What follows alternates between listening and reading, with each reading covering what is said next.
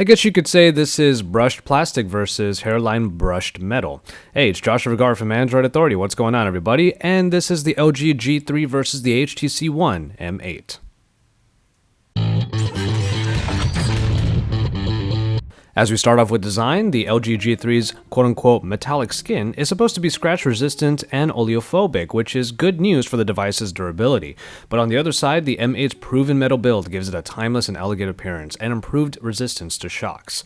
But on the front, the LG G3 is almost all screen, which contrasts with the M8's much lower screen-to-footprint ratio. HTC's device features not only large dual-front boom sound speakers, but also larger bezels, especially on the bottom side.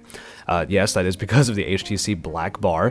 The G3 on comparison has its speaker located on the rear, which is not ideal, but hopefully it can make up for it in loudness in our future tests. The G3's rear-mounted camera is flanked by a dual LED flash and the laser focus system, while the signature volume and power buttons make their return on the back, now in a sleeker form that is more flush to the device's surface.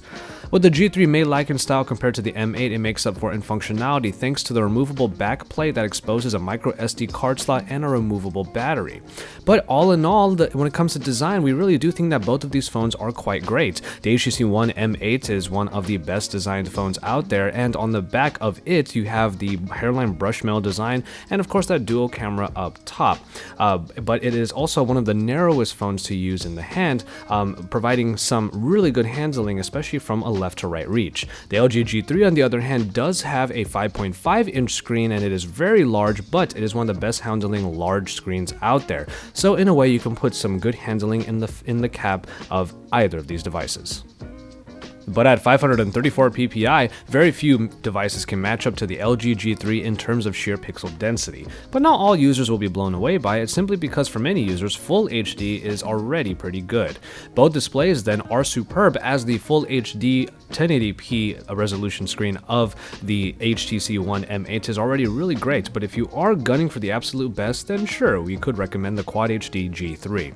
The M8's display is half an inch smaller than the G3, but the overall height of both devices is pretty much identical, another benefit of those super slim bezels on the G3.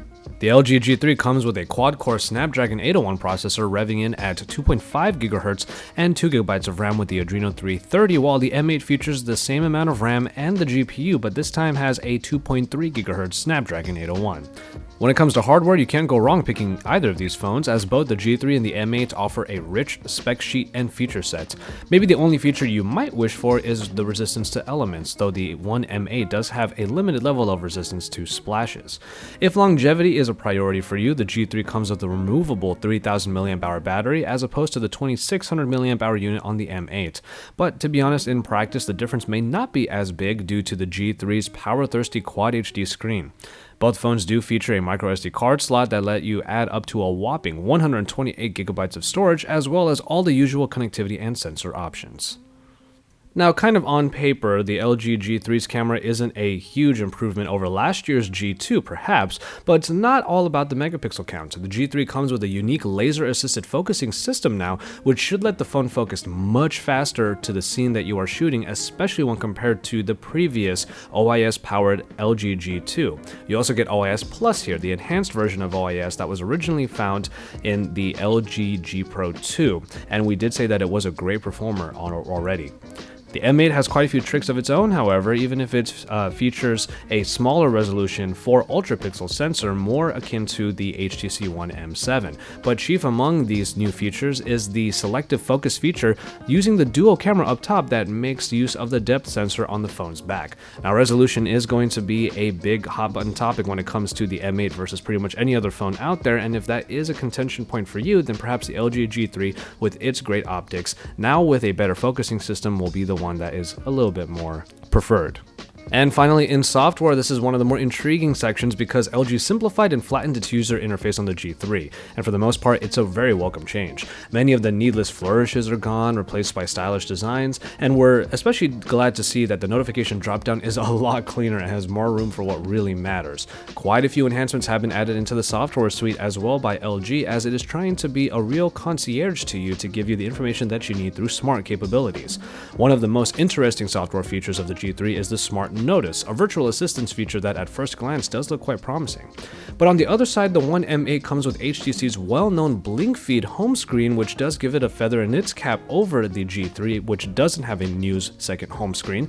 And blink feed is one of our favorite news aggregator applications, along with Sense 6, which is very simplistic, very stylized, but also very minimalistic, which keeps the operating system pretty fast.